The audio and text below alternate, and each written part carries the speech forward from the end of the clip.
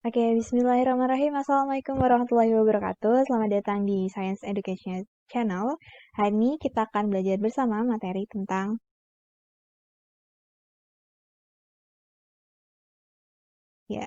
kita akan belajar tentang materi tentang cahaya dan optik. Nah, materi ini adalah materi kelas 8 semester 2. Oke, bersama saya Wanda Melia Rahma. Oke, selanjutnya kita ke kompetensi dasar yang harus nantinya dikuasai ya. Ada dua, yaitu 3.12.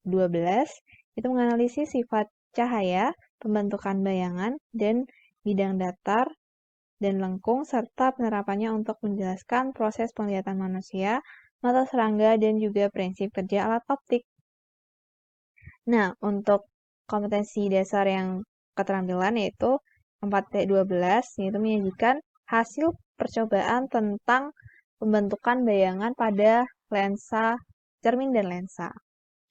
Nah, selanjutnya ada indikator pembelajarannya. Kita tidak akan membahas keseluruhan kompetensi dasar ini karena cukup banyak, jadi kita batasi hingga membahas tentang cermin cekung.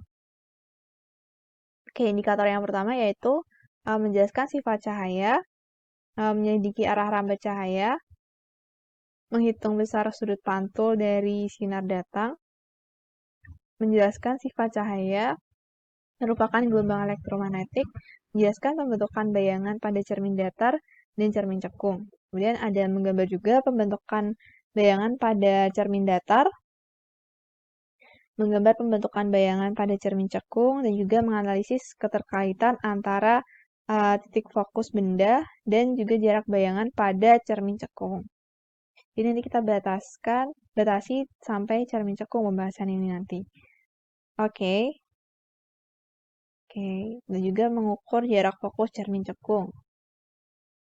Oke, kita awali dengan sebuah pertanyaan ya. Bagaimana sih proses melihat suatu benda? Oke, kita melihat dengan menggunakan alat indera yaitu mata. Nah, bagaimana sih kita dapat melihat ada apa? Ayo, coba dipikirkan dulu nih, teman-teman. Kenapa sih? Gimana sih prosesnya? Oke, coba ya teman-teman kalau lagi di dalam kamar ataupun dicoba lah ya untuk mematikan lampu. Coba matikan lampu kalau di kamar ada jendela ditutup, matikan lampu. Oke, udah. Oke, selanjutnya. Oke, gimana tuh? Apa yang bisa terlihat? Gelap ya, nggak ada yang bisa terlihat ya. Oke, coba dibandingkan kalau lampunya dihidupkan. Apa? Seperti sekarang ini kan teman-teman bisa melihat. Berarti eh, proses melihat suatu benda itu kaitannya dengan apa? Iya, dengan cahaya. Jadi proses melihat suatu benda itu berkaitan atau berhubungan dengan adanya cahaya. Oke, terus bagaimana masih dengan pertanyaan yang sama, bagaimana prosesnya? Tadi udah ditemukan bahwasannya untuk melihat suatu benda kita membutuhkan cahaya, ya kan? Selain alat indera, apalagi objeknya. Nah, nih, kita misalkan apa aja deh. Kalau di gambar ini, kita misalkan objeknya adalah segelas teh ya. Ada cahaya dan segelas teh. Nah, ini kita tidak langsung bisa melihat objeknya, tapi kita membutuhkan cahaya. Nah, nantinya cahaya itu akan mengenai suatu benda. Kemudian, cahaya dipantulkan ke mata kita sehingga kita dapat melihat suatu benda. Jadi kalau em, tidak terdapat cahaya, berarti tidak dapat melihat suatu benda. Nah, ini dipantulkan ke mata kita. Oke, yang selanjutnya yaitu kenapa nih bayangan bisa muncul. Nah, kalau tadi kan kita bisa melihat karena terdapat cahaya. Terus kenapa sih ada bayangan? Ayo, kenapa?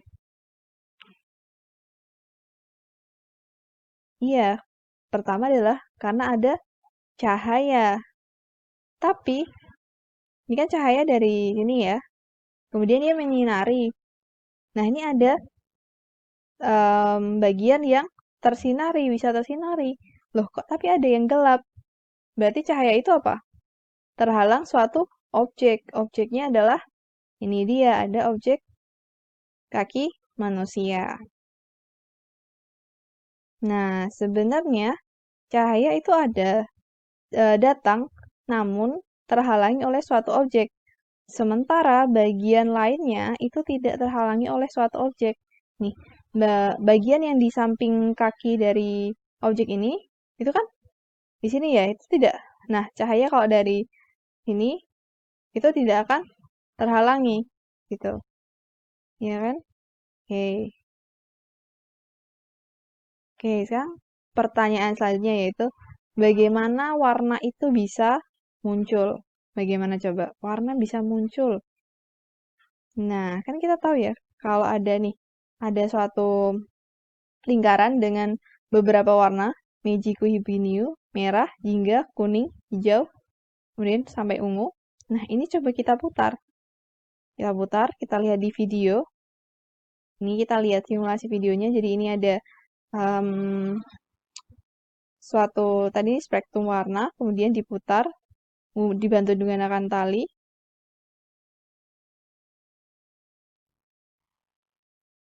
Oke, apa yang bisa diamati? Lingkaran yang punya warna-warna, kemudian ketika dia diputar, ditarik kan, nah dia berputar kan. Nah, semakin putarannya semakin cepat, nah ini akan menghasilkan warna apa? Warna putih. Berarti warna putih itu berasal dari berbagai warna ini, ya kan? Dia saling terinferensi, saling tergabung warnanya. Oke. Nah, terlihat warna putih. Sebenarnya warna putih ini berasal dari gabungan beberapa warna. Ini spektrum warna. Boleh nih teman-teman bisa mencoba nih untuk mempraktekkan kegiatan ini sambil bermain-main dan belajar. Oke, saatnya pertanyaan selanjutnya yaitu kenapa kita dapat melihat suatu warna? Ya kan, tadi kita udah misal ada suatu objek ya. Objeknya adalah nih, ada daun pisang. Daun ini berwarna apa sih? Hijau, iya benar. Terus tadi konsep yang pertama, kita dapat melihat suatu objek apabila terdapat cahaya. Nah, kemudian cahaya itu apa? Dipantulkan ke objeknya. Nah, selanjutnya setelah dipantulkan ke objeknya, ya kan? Nah, terus kita juga udah tahu bahwa cahaya itu, cahaya warna putih itu berasal dari berbagai warna, ya kan? Dari percobaan tadi. Nah, cahaya cahaya itu datang kebanyakan itu berwarna putih, sama kayak cahaya matahari itu warnanya apa? Putih kan? Nah, ini mengenai objek, objeknya berupa daun. Nah, warna, oke. Pertanyaan selanjutnya itu adalah warna apa sih yang diserap oleh daun? Apa warna yang diserap oleh daun? Hijau? Yakin?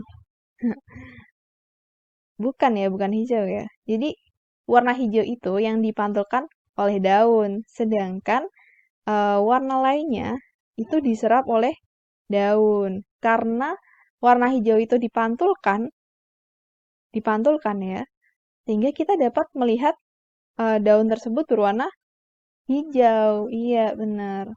Gitu. Sedangkan untuk warna yang lain itu diserap. Jadi kalau misal warna putih itu kan berarti berasal dari campuran keseluruhan warna kan. Nah, terus sedangkan kalau warna hitam dia kalau sorry, kalau warna putih itu kan berarti semua warna kan dipantulkan kan? Semua warna dipantulkan. Ada cahaya, kemudian warnanya dipantulkan, sehingga kita dapat melihat warna putih. Sedangkan misal nih, kita bisa melihat warna hitam. Berarti kan kebalikannya ya dari warna putih. Kalau warna putih kan semuanya dipantulkan. Sedangkan kalau warna hitam semuanya diserap. Nah, itulah mengapa kok ketika kita menggunakan baju warna putih dibandingkan baju warna hitam, itu baju warna hitam tuh terasa lebih panas gitu. Jadi kita tahu ya alasannya kenapa. Oke, yang selanjutnya yaitu teori tentang cahaya. Nah, cahaya itu adalah gelombang elektromagnetik. Nah, dia disebut sebagai gelombang elektromagnetik karena dia tidak memerlukan medium untuk merambat. Contohnya seperti sinar matahari, itu kan di luar angkasa dia ruang hampa ya. Di ruang hampa itu kan tidak terdapat medium, tidak terdapat udara. Nah, tapi faktanya cahaya tersebut dapat sampai ke bumi. Sehingga eh, cahaya itu tidak memerlukan medium dalam merambat. Oke, selain cahaya sebagai gelombang elektromagnetik, cahaya juga sebagai gelombang transversal. Nah, bentuknya kayak gini. Nah, cahaya itu kan termasuk gelombang transversal. Dia mempunyai satu bukit, satu lembah. Dia punya bentuk seperti ini ya, bukit dan lembah, di mana satu bukit satu lembah itu disebut lambda atau panjang gelombang. Oke, selanjutnya, nah kita kan sudah tahu ya bahwa cahaya itu termasuk ke dalam gelombang elektromagnetik.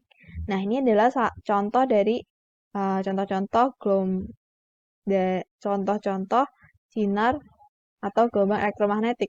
Nah, ini nih. Ini spektrumnya, spektrum gelombang elektromagnetik. Nah, dari gambar ini kita bisa melihat ya, semakin ke kanan itu panjang gelombangnya semakin bertambah.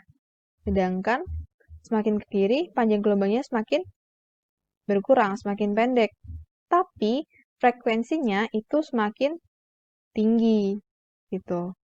Nah, sedangkan nih cahaya tampak itu terdapat di sebelah sini. Ini di hampir tengah-tengah ini.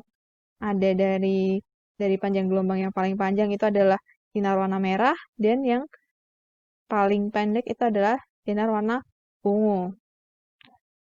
Nah, sebelum sinar warna merah ini kan ada di bawahnya ya, di bawahnya frekuensi di bawahnya sinar warna merah itu kan berarti kalau di bawahnya berarti infra ya frekuensinya infra karena di bawahnya warna merah itu sehingga bisa disebut sebagai cahaya inframerah atau infrared. Kemudian untuk ini karena dia di atasnya frekuensinya lebih di atasnya warna ungu sehingga dia disebut sebagai sinar UV atau ultraviolet gitu. Nah, kita biasanya tidak bisa melihat gelombang-gelombang seperti gelombang radio itu karena panjang gelombangnya terlalu panjang dan juga frekuensinya terlalu kecil. Gitu. Sehingga padahal kita sering menggunakan alat-alat tersebut. Misal kayak radio itu kan memancarkan gelombang ya. Nah, tapi kita tidak bisa melihat karena frekuensinya yang terlalu kecil. Oke. Yang selanjutnya yaitu sifat-sifat cahaya. Oke, cahaya dapat merambat lurus. Nah, dari percobaan ini kita bisa melihat kalau ada lilin. Lilin digunakan sebagai sumber energi dari suatu cahaya ini. Kemudian ini ada sekat-sekatnya. Ada sekat-sekatnya. Nah, sekat-sekat ini diberi lubang. Di mana lubangnya itu punya jarak nih. Misal dari atas ke bawah, ini ke tengah-tengah itu punya jarak yang sama. Nah, ini disamakan semuanya. Nah, ternyata setelah dilihat bahwa cahayanya itu melewati lubang-lubang ini dan tepat ini. Nah, sehingga dapat simpulkan bahwa salah satu sifat cahaya itu adalah dapat merambat lurus. Oke, sifat yang selanjutnya. Oke, kalau dari ini karena cahaya itu adalah gelombang ya. Nih, dia bisa diapain? Nah, ini ada sumber cahaya, ada mirror atau cermin. Nah, dia bisa dipantulkan. Gitu. Oke. Sifat-sifat cahaya yang selanjutnya.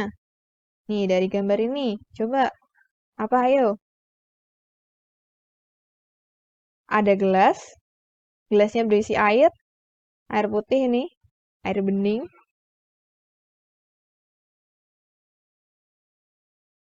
Oke. Apa? Oke, bener ya. Cahaya menembus benda bening. Oke, yang selanjutnya gambar ini. Tadi tadi kan cahaya dapat menembus benda bening. Terus ini sekarang ada gelas, ada air, kemudian ada pensil. Yang mana seolah-olah pensil tersebut patah. Padahal aslinya enggak ini. Apa ayo salah satu sifat cahayanya? Nih ya, cahaya dapat dibiaskan. Nah, kan itu penerapan yang lain. Yang biasanya setelah hujan, terus muncul pelangi. Nah, pelangi ini juga salah satu sifat cahaya, yaitu dapat dibiaskan.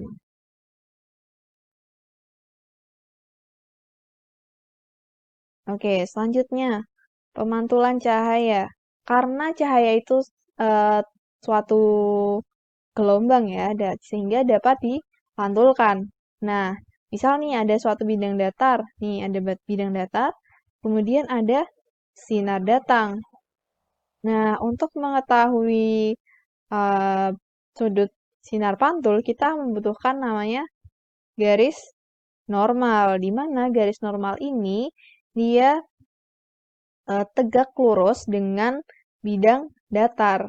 Nah, ini kan ada sinar datang, ada garis normal, membentuk sebuah sudut, yaitu sudut sudut datang yang kita simbolkan sebagai I. Nah, tadi kan sudah ada sinar datang, ada garis normal, kemudian dipantulkan, menghasilkan sinar pantul, yang mana ini juga membentuk suatu sudut berupa R. Nah, dari gambar ini kita bisa menyimpulkan bagaimana hubungan antara sudut I dan juga sudut R. Ayo, bagaimana? Iya, besarnya sudut R sama dengan sudut I. Nah, ini kita ingat-ingat ya konsepnya ketika ada sinar datang, sinar pantul melewati garis normal ya ini. Nah, ini menghasilkan sudut. Nah, di mana sudut antara sudut dari sinar datang dan juga sudut dari sinar pantul ini besarnya sama. Oke, selanjutnya ada ada apa lagi nih konsepnya yang lain? Ya, ada apa? Ada bidang datar. Terus ada apa lagi? Bidang datar, terus ini ada garis atau sinar datang, sinar pantul, garis normal. Dia terletak di iya, sinar datang, garis normal, sinar pantul terletak di satu bidang. Oke.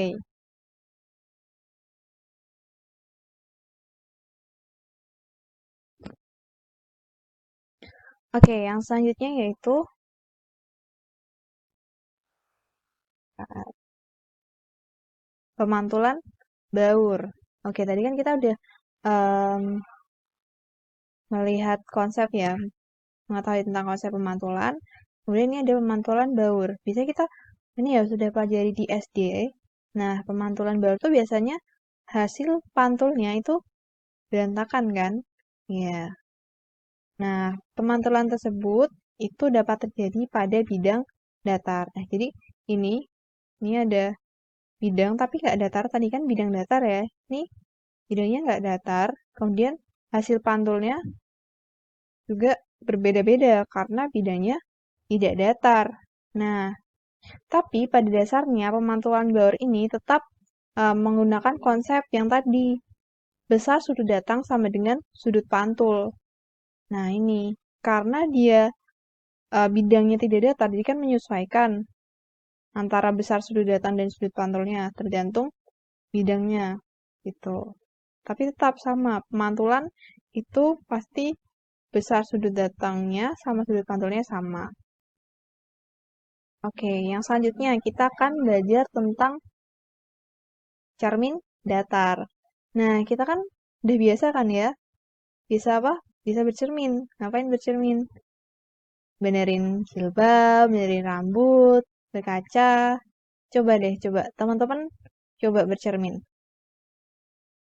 Coba bercermin. Coba angkat tangan. Angkat tangan kanannya di depan cermin. Di cermin terlihat apa? Seperti mengangkat tangan apa? Seperti mengangkat tangan kiri. Berkebalikan kan? Iya nggak? Nah, ini. Ya, di gambar ini kita bisa lihat kalau ada anak, ini dia mengangkat tangan kiri. Kemudian kalau di cermin, seperti seperti mengangkat tangan kanan. Nah, ini berkebalikan kan? Nah, cermin juga kan sudah sehari-hari pasti kita gunakan lah ya setiap hari. Kadang kalau kalau mau sekolah online, terus kuliah online, mau kerja, mau pergi, pasti melihat cermin ini adalah satu alat yang selalu kita gunakan. Nah, dari sini kita bisa melihat ya, kalau jarak bendanya sama jarak bayangannya itu sama. Di cermin datar, ini bagian belakangnya cermin, ini bagian depan cermin. Oke, next ke bentuk pemantulannya. Oke, karena, nah kita bisa lihat di sini ya, ini ada cahaya datang, kemudian dipantulkan. Ini kalau diteruskan, ini membentuk bayangan seperti ini. Bagian ini juga membentuk suatu sudut yang sama besar. Nah, dia apa berarti? Oke, kalau kita lihat nih sifat-sifat bayangannya ya, kita lihat sifat-sifat bayangannya kita bandingkan antara objek ini dan juga ini. Apa? Sifat-sifat bayangan. Sama besar nggak? Sama besar. Tingginya sama kan? Iya, terus apa lagi? Terbalik atau tegak? Tegak. Kemudian apa lagi? Ini kan objek ya. Ini bayangnya di sini. Bayangannya di belakang. Berarti apa? Maya. Sama besar, tegak, maya. Nah, tapi ini tegaknya berkebalikan. Yang tadi udah saya jelaskan itu, misal kita mengangkat tangan kanan kita. Nah, seolah-olah em, di cermin itu tangan kiri kita. Gitu. Nah, yang selanjutnya adalah jarak benda sama dengan jarak bayangan. Nah, ini. Misal kita semakin jauh, berkaca semakin jauh, kalau di kaca, seolah-olah bayangan juga sama kan? Semakin menjauhi cermin juga kan? Ya, oke. Next. Selanjutnya kita ke cermin cekung. Oke, cermin cekung. Oke, kita bayangkan ya. Kita ini nih tetap berpegang pada satu konsep yaitu sudut datang sama dengan sudut pantul. Ini kita gunakan terus nih. Kemudian kita umpamakan ya, cermin cekung adalah suatu lingkaran di mana tengah-tengahnya terdapat sudut pusat atau sudut kelengkungan kan. Nah, misal nih kita potong ya, kita potong membentuk apa? Iya, kayak gini. Dulunya kayak gini. Nah, ini dia bentuk cermin. Ini cermin cekung ya, kayak gini kan. Nah, sebenarnya itu cermin cekung itu kayak lingkaran gitu. Lingkaran yang dipotong. Kemudian ini ada bagian depan, ada bagian belakang. Nah, biasanya kalau bagian belakang itu ada garis-garisnya seperti ini. Nih, ada garis-garisnya gini untuk menunjukkan bahwa itu bagian belakang cermin. Misalnya ada sumbu utama. Nah, ini kan dibagi kan jadi dua di tengah-tengah. Kemudian tadi ada sudut kelengkungan. Sudut kelengkungan cermin biasanya disimbolkan sebagai M. Oke, terus. Nah, di antara cermin dan juga kelengkungan, sudut kelengkungan itu ada F atau apa? Atau fokus. Fokus suatu cermin. Gitu. Oke, sekarang kita belajar tentang sifat-sifat dari cermin cekung. Sifat yang pertama yaitu sinar datang melalui kelengkungan cermin yang disimbolkan sebagai M akan dipantulkan kembali melalui titik pusat kelengkungan itu juga. Dan sinarnya datang melewati apa? Kelengkungan kan? Terus dipantulkan kembali juga melewati sudut kelengkungan itu. Oke. Oke, selanjutnya sinar sinar sinar istimewa yang kedua pada cermin cekung. Sinar datang sejajar dengan sumbu utama. Sumbu utama itu yang merah ini ya. Ini M, kelengkungan, terus ini fokus. Datangnya sejajar. Oke, nah, sejajar kayak gini. Kemudian dipantulkan melalui titik fokus. Melalui titik fokus. Fokus kan berarti yang ini ya, bulatannya. Nah, ini. Nah, titik fokus. Terus ada selanjutnya. Nih, sinar datang itu melalui titik fokus dulu. Titik fokus. Nih. Kemudian dipantulkan. Dipantulkan gimana? Sejajar dengan sumbu utama. Itu. Oke, kita ulangi lagi.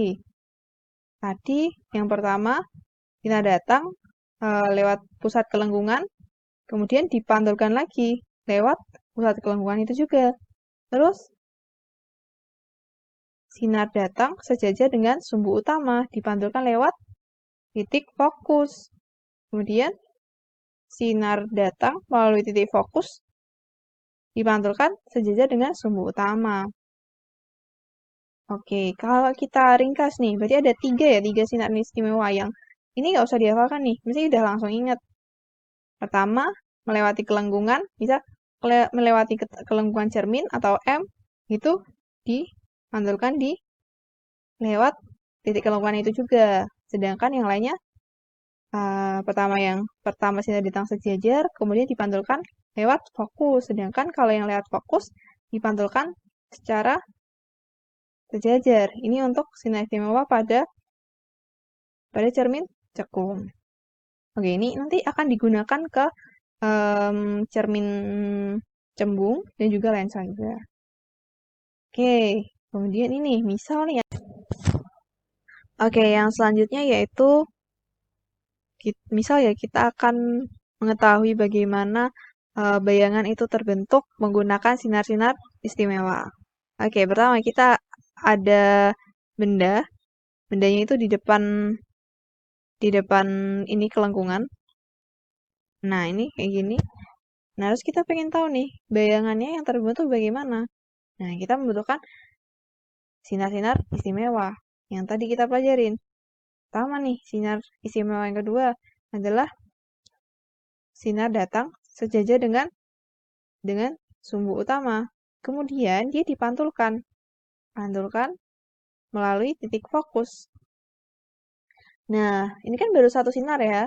Ini belum cukup untuk membentuk atau mengetahui di mana sih letak bayangan. Itu kan satu sinar lagi. Misal nih sinarnya yang sinar istimewa pertama yaitu ini.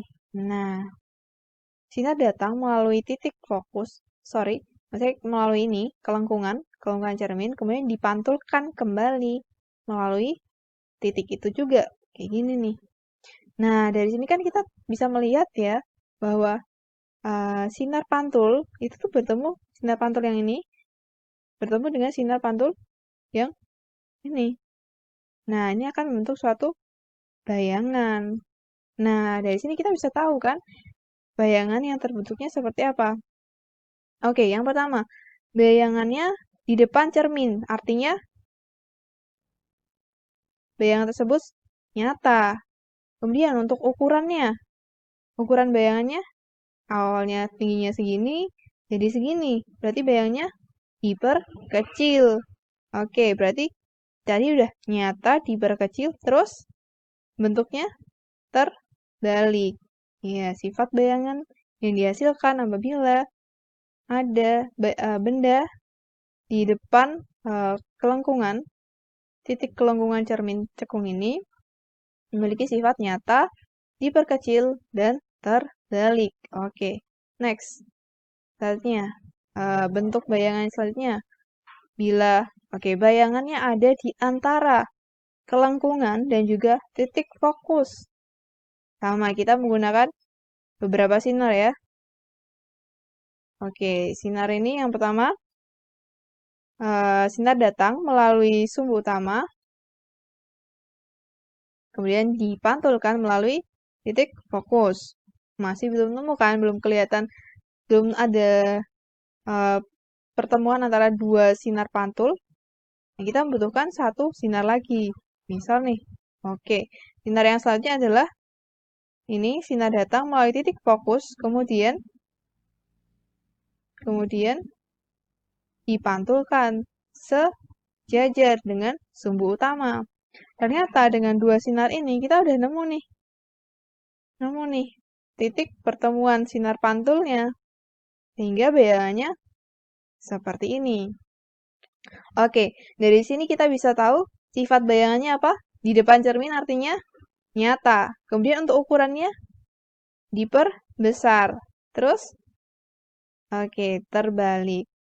Ya, sifat bayangan benda pada cermin cekung yang terletak di antara kelengkungan dan juga fokus itu sifatnya nyata, kemudian diperbesar, dan terbalik. Oke, sekarang yang satu lagi. Bagaimana ketika benda tersebut terletak di antara cermin dan juga titik fokus? Nah, kita gunakan satu sinar datang sejajar dengan sumbu utama dipantulkan melalui titik fokus. Kemudian ada satu sinar lagi melalui titik M. Kemudian, dari sini kan setelah itu kan berarti dipantulkan lagi ya. Sorry. Bentar. Dipantulkan lagi kan melalui titik M juga. Nah, tapi kan ini ternyata ini kan melebar ya, semakin melebar. Sehingga apa nih? Tidak terjadi pertemuan. Nah, berarti gimana nih? Kita memperpanjang ini garis sinar pantulnya, tapi memperpanjangnya di belakang cermin. Ini ya garis sinar yang pertama ya. Sinar pantul yang pertama kita perpanjang. Ini ada warna, bentuk sinarnya warna abu-abu tapi putus-putus karena dia di belakang cermin untuk membedakan antara yang di belakang sama di depan. Kemudian kita perpanjang lagi sinar yang ini, yang melalui titik M. Oke. Nah, ternyata dia terjadi perpotongan di sini. Nah, perpotongan di sini berarti bayangannya ada di mana? Di belakang cermin. Nah, berarti kalau tadi kan di depan cermin itu nyata, kalau di belakang cermin berarti maya. Terus ukurannya diperbesar. Kalau tadi maya diperbesar tegak. Maya diperbesar tegak. Sebelumnya. Nah, tadi kan kita udah belajar nih. Tadi gini. Nah, kita juga harus mengenal tentang ruang-ruangnya. Kalau di cermin cekung, ini antara cermin dan juga titik fokus adalah ruang 1. Terus antara titik fokus dan juga kelengkungan ini adalah ruang 2. Dan kalau antara ini titik kelengkungan dan seterusnya itu adalah ruang 3. Sedangkan di belakang cermin adalah ruang 4. Gitu. Oke, paham ya teman-teman? Paham. Nggak lengkap rasanya kalau kita nggak belajar rumusnya juga. Biar kita tahu, misal nanti diketahui bayangannya dengan cermin jaraknya berapa, nanti bayangannya berapa gitu. Rumus cermin cekung. Misal nih ada suatu soal, jarak benda itu 3 cm dari cermin ya. Sedangkan jarak fokus cermin cekung, ini adalah 2 cm. Nah, rumusnya adalah 1/S ditambah 1/S aksen sama dengan 1/F. Ini akan digunakan nih, rumusnya akan digunakan di materi-materi selanjutnya. Tadi S itu adalah jarak benda, sedangkan S aksen itu adalah jarak bayangan. Nah, di sini yang ditanyakan adalah jarak bayangan atau S aksen. Oke, S aksennya adalah 1/3 ditambah 1/S aksen, karena yang ditanyakan. Kemudian sama dengan 1 per, fokusnya berapa? 2 cm, berarti 1/2.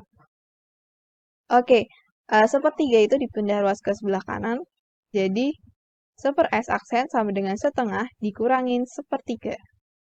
Nah, 1/S aksen sama dengan 3/6. Oke, sama dengan 3/6. 3/6 dikurangi 2/6, berarti kan 1/6. Sedangkan kita membutuhkannya adalah S aksen. Berarti 1/S aksen itu dibalik. Jadi 1/S aksen per 1 sama dengan 6/1. Sehingga S aksen sama dengan 6. Gitu. Nah, kita udah belajar dari bagaimana proses melihat, kemudian bagaimana proses pemantulan benda pada cermin datar, cermin cekung, kemudian udah belajar tentang sinar-sinar istimewa juga. Oke, sekian ya. Sekian dari saya. Mungkin ada kurangnya, mohon maaf. Silakan untuk teman-teman mempelajari materi selanjutnya. Terima kasih. Wabillahi taufiq wal hidayah. Wassalamualaikum warahmatullahi wabarakatuh. Sampai jumpa.